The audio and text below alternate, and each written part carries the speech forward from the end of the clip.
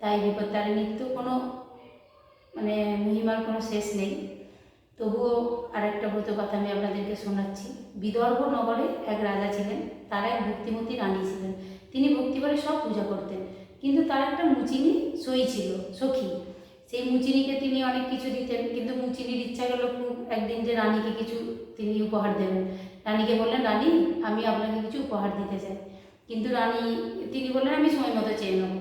দিয়ে হঠাৎ একদিন রানীর ইচ্ছা গেল যে আমি কিছু চাইবো। মুচিনিকে ডেকে বলছে, সই আমাকে একটু গোমাংস, তোরা তো গোমাংস রান্না করিস, আমাকে একটু নিয়ে আসবি, আমি দেখবো। রানী তো খাবেন না, দেখবেন।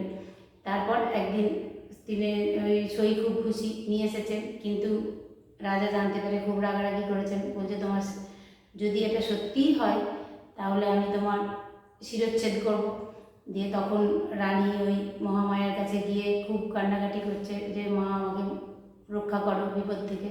তখন মহামায়া ভক্তের ডাকে না সাড়া দিয়ে কি থাকতে পারেন? তিনি কানে কানে বললেন, রানী যে যাও, তোমার সব দেখবে গোমাংস ফুল হয়ে গেছে।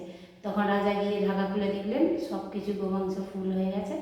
এবং রাজা ওই যে রাজার কানে তুলেছিল কথাটা, ওই রক্ষীকে তিরস্কার করে বের করে দিল এবং রানী সকল বিপদ থেকে মুক্তি পেল। তাই মা বিপত্তারিণীর পুজো করলে উনি আমাদেরকে সর্বদা সকল বিপদ থেকে রক্ষা করেন। জয় মা বিপত্তারিণী, সকলের মঙ্গল করো মা। নমস্কার, রাধে রাধে।